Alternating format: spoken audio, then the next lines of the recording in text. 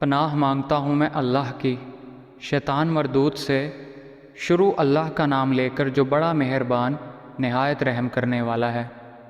لوگو اپنے پروردگار سے ڈرو کہ قیامت کا زلزلہ ایک حادثہ عظیم ہوگا۔ جس دن تم اس کو دیکھو گے اس دن یہ حال ہوگا کہ تمام دودھ پلانے والی عورتیں اپنے بچوں کو بھول جائیں گی اور تمام حمل والیوں کے حمل گر پڑیں گے، اور لوگ تم کو مدہوش نظر آئیں گے، مگر وہ مدہوش نہیں ہوں گے بلکہ عذاب دیکھ کر مدہوش ہو رہے ہوں گے۔ بے شک خدا کا عذاب بڑا سخت ہے۔ اور بعض لوگ ایسے ہیں جو خدا کی شان میں علم و دانش کے بغیر جھگڑتے اور ہر شیطان سرکش کی پیروی کرتے ہیں، حالانکہ اس کے تو نصیب ہی میں یہ لکھا ہے کہ جو اس کو دوست بنائے گا اسے وہ گمراہ کر کے چھوڑے گا اور عذاب جہنم کا راستہ دکھائے گا۔ لوگو اگر تم کو مرنے کے بعد جی اٹھنے میں کچھ شک ہو تو ہم نے تم کو پہلی بار بھی تو پیدا کیا تھا، یعنی ابتدا میں مٹی سے، پھر اس سے نطفہ بنا کر، پھر اس سے خون کا لوتھڑا بنا کر، پھر اس سے بوٹی بنا کر، جس کی بناوٹ کامل بھی ہوتی ہے اور ناقص بھی، تاکہ تم پر اپنی خالقیت ظاہر کر دیں۔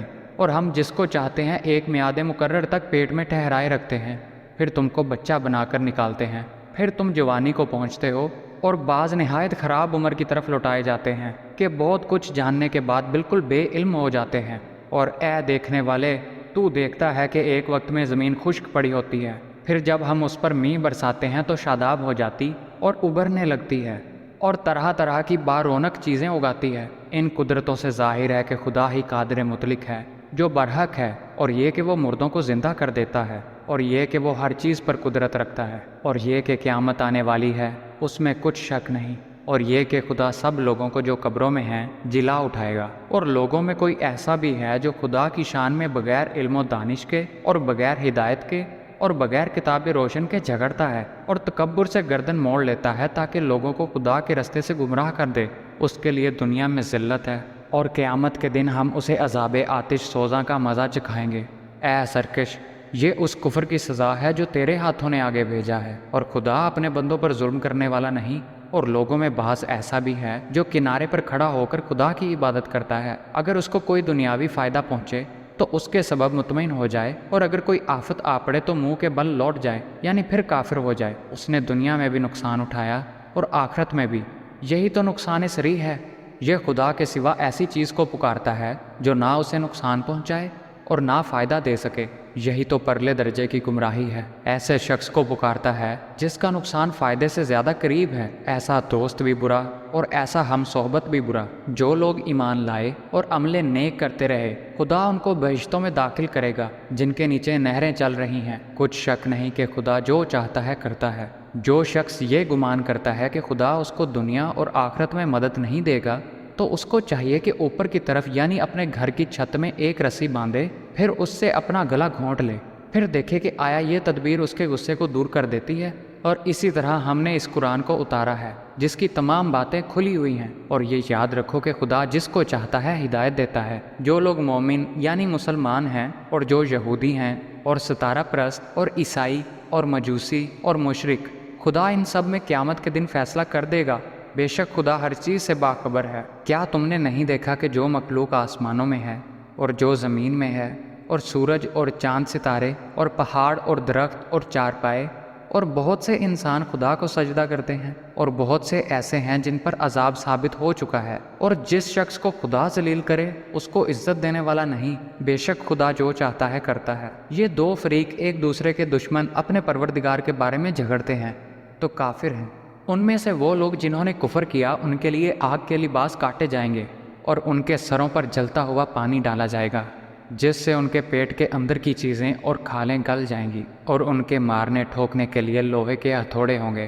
جب وہ چاہیں گے کہ اس رنج و تکلیف کی وجہ سے دوزخ سے نکل جائیں تو پھر اسی میں لوٹا دیے جائیں گے، اور کہا جائے گا کہ جلنے کے عذاب کا مزہ چکھتے رہو۔ جو لوگ ایمان لائے اور عمل نیک کرتے رہے، خدا ان کو بہشتوں میں داخل کرے گا جن کے تلے نہریں بہہ رہی ہیں۔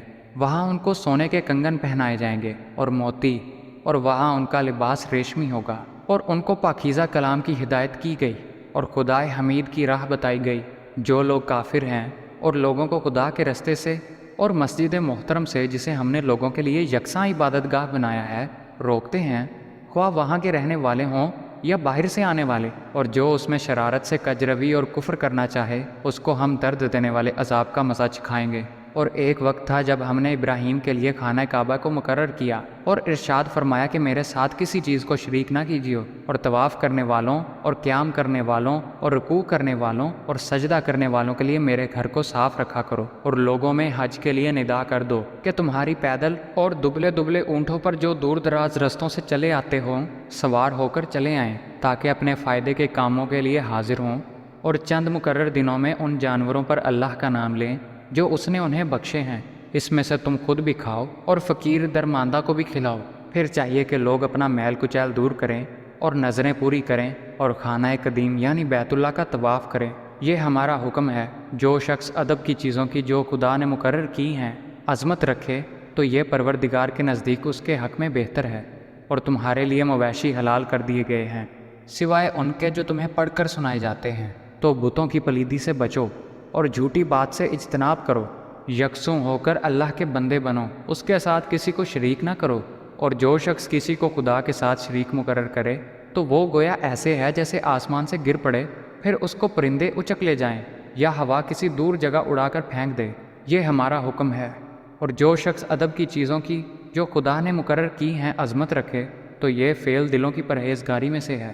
ان میں ایک وقت مقرر تک تمہارے لیے فائدے ہیں، پھر ان کو خانہ قدیم یعنی بیت اللہ تک پہنچانا اور ذبح ہونا ہے۔ ہم نے ہر امت کے لیے قربانی کا طریق مقرر کر دیا ہے، تاکہ جو مویشی چار پائے خدا نے ان کو دیے ہیں ان کے ذبح کرنے کے وقت ان پر خدا کا نام لیں۔ سو تمہارا معبود ایک ہی ہے، تو اسی کے فرما بردار ہو جاؤ اور عاجزی کرنے والوں کو خوشخبری سنا دو۔ یہ وہ لوگ ہیں کہ جب خدا کا نام لیا جاتا ہے تو ان کے دل ڈر جاتے ہیں، اور جب ان پر مصیبت پڑتی ہے تو صبر کرتے ہیں اور نماز اداب سے پڑھتے ہیں، اور جو مال ہم نے ان کو عطا فرمایا ہے اس میں سے نیک کاموں میں خرچ کرتے ہیں۔ اور قربانی کے اونٹوں کو بھی ہم نے تمہارے لیے شعائر اللہ میں شامل کیا ہے، ان میں تمہارے لیے فائدے ہیں۔ تو قربانی کرنے کے وقت کتار باندھ کر ان پر خدا کا نام لو، جب پہلوں کے بل گر پڑیں تو ان میں سے کھاؤ، اور کنات سے بیٹھ رہنے والوں اور سوال کرنے والوں کو بھی کھلاؤ۔ اس طرح ہم نے ان کو تمہارے زیر فرمان کر دیا ہے تاکہ تم شکر کرو۔ خدا تک نہ ان کا گوشت پہنچتا ہے اور نہ خون، بلکہ اس تک تمہاری پرہیزگاری پہنچتی ہے۔ اسی طرح خدا نے ان کو تمہارا مسخر کر دیا ہے تاکہ اس بات کے بدلے کہ اس نے تم کو ہدایت بخشی ہے اسے بزرگی سے یاد کرو، اور اے پیغمبر نیکوکاروں کو خوشخبری سنا دو۔ خدا تو مومنوں سے ان کے دشمنوں کو ہٹاتا رہتا ہے۔ بے شک خدا کسی خیانت کرنے والے اور کسی کافر نعمت کو پسند نہیں کرتا۔ جن مسلمانوں سے خواہ مخواہ لڑائی کی جاتی ہے ان کو اجازت ہے کہ وہ بھی لڑیں، کیونکہ ان پر ظلم ہو رہا ہے، اور خدا ان کی مدد کرے گا، وہ یقیناً ان کی مدد پر قادر ہے۔ یہ وہ لوگ ہیں کہ اپنے گھروں سے ناحق نکال دیے گئے، انہوں نے کچھ قصور نہیں کیا۔ ہاں یہ کہتے ہیں کہ ہمارا پروردگار اللہ ہے، اور اگر اللہ لوگوں کو ایک دوسرے سے نہ ہٹاتا رہتا تو راہبوں کے صومعے اور عیسائیوں کے گرجے اور یہودیوں کے عبادت خانے اور مسلمانوں کی مسجدیں جن میں خدا کا بہت سا ذکر کیا جاتا ہے ویران ہو چکی ہوتی۔ اور جو شخص خدا کی مدد کرتا ہے خدا اس کی ضرور مدد کرتا ہے، بے شک خدا توانا اور غالب ہے۔ یہ وہ لوگ ہیں کہ اگر ہم ان کو ملک میں دسترس دیں تو نماز پڑھیں اور زکوٰۃ ادا کریں اور نیک کام کرنے کا حکم دیں اور برے کاموں سے منع کریں، اور سب کاموں کا انجام خدا ہی کے اختیار میں ہے۔ اور اگر یہ لوگ تم کو جھٹلاتے ہیں تو ان سے پہلے نوح کی قوم اور عاد و سمود بھی اپنے پیغمبروں کو جھٹلا چکے ہیں، اور قوم ابراہیم اور قوم لوط بھی، اور مدین کے رہنے والے بھی، اور موسیٰ بھی تو جھٹلائے جا چکے ہیں۔ لیکن میں کافروں کو مہلت دیتا رہا، پھر ان کو پکڑ لیا، تو دیکھ لو کہ میرا عذاب کیسا سخت تھا۔ اور بہت سی بستیاں ہیں کہ ہم نے ان کو تباہ کر ڈالا کہ وہ نافرمان تھیں، سو وہ اپنی چھتوں سے گر پڑی ہیں، اور بہت سے کنویں بیکار اور بہت سے محل ویران پڑے ہیں۔ کیا ان لوگوں نے ملک میں سیر نہیں کی تاکہ ان کے دل ایسے ہوتے کہ ان سے سمجھ سکتے اور کان ایسے ہوتے کہ ان سے سن سکتے؟ بات یہ ہے کہ آنکھیں اندھی نہیں ہوتی بلکہ دل جو سینوں میں ہے وہ اندھے ہوتے ہیں۔ اور یہ لوگ تم سے عذاب کے لیے جلدی کر رہے ہیں، اور خدا اپنا وعدہ ہرگز خلاف نہیں کرے گا۔ اور بے شک تمہارے پروردگار کے نزدیک ایک روز تمہارے حساب کے روح سے 1000 برس کے برابر ہے۔ اور بہت سی بستیاں ہیں کہ میں ان کو مہلت دیتا رہا اور وہ نافرمان تھیں، پھر میں نے ان کو پکڑ لیا، اور میری طرف ہی لوٹ کر آنا ہے۔ اے پیغمبر کہہ دو کہ لوگوں میں تم کو کھلم کھلا نصیحت کرنے والا ہوں۔ تو جو لوگ ایمان لائے اور نیک کام کیے ان کے لیے بخشش اور آبرو کی روزی ہے، اور جو ہماری آیات کو نیچا دکھانے کی کوشش کریں گے وہ دوزخ کے یار ہیں۔ اور ہم نے تم سے پہلے کوئی رسول اور نبی نہیں بھیجا مگر اس کا یہ حال تھا کہ جب وہ کوئی آرزو کرتا تھا تو شیطان اس کی آرزو میں وسوسہ ڈال دیتا تھا، تو جو وسوسہ شیطان ڈالتا ہے خدا اس کو دور کر دیتا ہے۔ پھر خدا اپنی آیتوں کو مضبوط کر دیتا ہے، اور خدا علم والا اور حکمت والا ہے۔ غرض اس سے یہ ہے کہ جو وسوسہ شیطان ڈالتا ہے اس کو ان لوگوں کے لیے جن کے دلوں میں بیماری ہے اور جن کے دل سخت ہیں ذریعہ آزمائش ٹھہرائے۔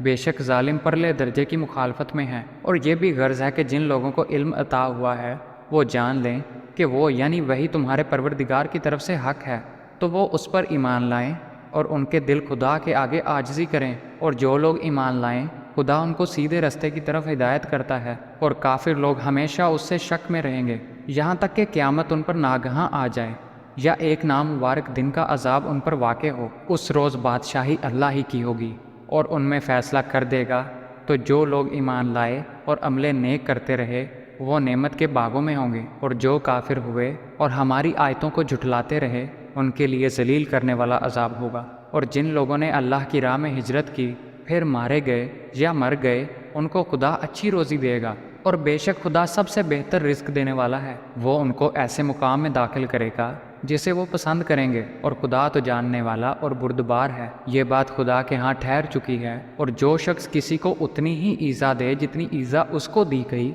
پھر اس شخص پر زیادتی کی جائے تو خدا اس کی مدد کرے گا۔ بے شک خدا معاف کرنے والا اور بخشنے والا ہے۔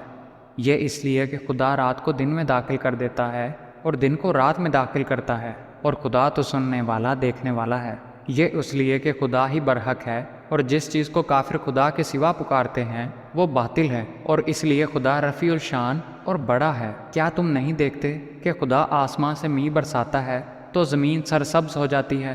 بے شک خدا باریک بین اور خبردار ہے۔ جو کچھ آسمانوں میں ہے اور جو کچھ زمین میں ہے اسی کا ہے، اور بے شک خدا بے نیاز اور قابل ستائش ہے۔